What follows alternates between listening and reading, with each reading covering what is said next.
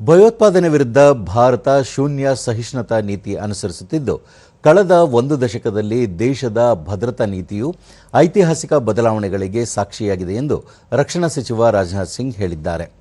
ಜೈಪುರದ ಪಶ್ಚಿಮದಲ್ಲಿರುವ ನಾಗೌ ಜಿಲ್ಲೆಯ ಮೆಟ್ಟಾದಲ್ಲಿ ನಿನ್ನೆ ಶ್ರೀರಾವ್ ದುದಾಜಿಯವರ ಪ್ರತಿಮೆಯನ್ನು ಅನಾವರಣಗೊಳಿಸಿದ ಬಳಿಕ ರಾಜನಾಥ್ ಸಿಂಗ್, ಪಾಕಿಸ್ತಾನ ಭಾರತದ ವಿರುದ್ಧ ಅಕ್ರಮ ಮಾಡಲು ಪ್ರಯತ್ನಿಸಿದರೆ ಅದು ಬಲವಾದ ಪ್ರತಿಕ್ರಿಯೆಯನ್ನು ಎದುರಿಸಬೇಕಾಗುತ್ತದೆ ಎಂದು ಎಚ್ಚರಿಸಿದರು. 2016ರಲ್ಲಿ ನಡೆದ ಸರ್ಜಿಕಲ್ ಸ್ಟ್ರೈಕ್ ಹಾಗೂ 2019ರ ಬಾಲಾಕೋಟ್ ವಾಯುದಾಳಿ ಮತ್ತು ಇತ್ತೀಚಿನ ಆಪರೇಷನ್ ಸಿಂಧೂರ್ ಮೂಲಕ ಭಾರತೀಯ ಸಶಸ್ತ್ರ ಪಡೆಗಳು ಗಮನಾರ್ಹ ಸೇನಾ ಸಾಮರ್ಥ್ಯವನ್ನು ಪ್ರದರ್ಶಿಸಿವೆ ಎಂದು ಹೇಳಿದ ರಾಜನಾಥ್ ಸಿಂಗ್, ಪಹಲ್ಗಾಮ್ನಲ್ಲಿ ನಡೆದ ಭಯೋತ್ಪಾದಕ ದಾಳಿಯ ಕುರಿತು ಪ್ರಸ್ತಾಪಿಸಿ, ಇಡೀ ದೇಶವು ಇದರಿಂದ ಆಕ್ರೋಶಗೊಂಡಿದೆ. ಈ ದಾಳಿಗೆ ಪ್ರತಿಯಾಗಿ ಭಾರತ ಆಪರೇಷನ್ ಸಿಂಧೂರ್ ಮೂಲಕ ಸೂಕ್ತ ಉತ್ತರ ನೀಡಿದೆ ಎಂದರು. ಭಾರತ ಯಾರನ್ನೂ ಕೂಡ ಪ್ರಚೋದಿಸುವುದಿಲ್ಲ, ಆದರೆ ತನ್ನ ನಾಗರಿಕರ ಮೇಲೆ ದಾಳಿ ಮಾಡುವವರನ್ನು ಸುಮ್ಮನೆ ಬಿಡುವುದಿಲ್ಲ ಎಂದು ಎಚ್ಚರಿಕೆ ಮಾತುಗಳನ್ನಾಡಿರುವ ರಕ್ಷಣಾ ಸಚಿವರು, ಪ್ರಧಾನಿ ನರೇಂದ್ರ ಮೋದಿಯವರು ಪರಂಪರೆಯ ಜೊತೆಗೆ ಅಭಿವೃದ್ಧಿ ಎಂಬ ದೃಷ್ಟಿಕೋನದೊಂದಿಗೆ ಕೆಲಸ ಮಾಡುತ್ತಿದ್ದಾರೆ.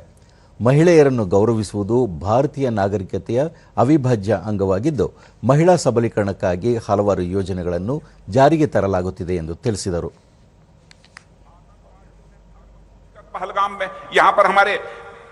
पहलगाम में मारा लोगों को, धर्म पूछ के किस धर्म के मानने वाले हो?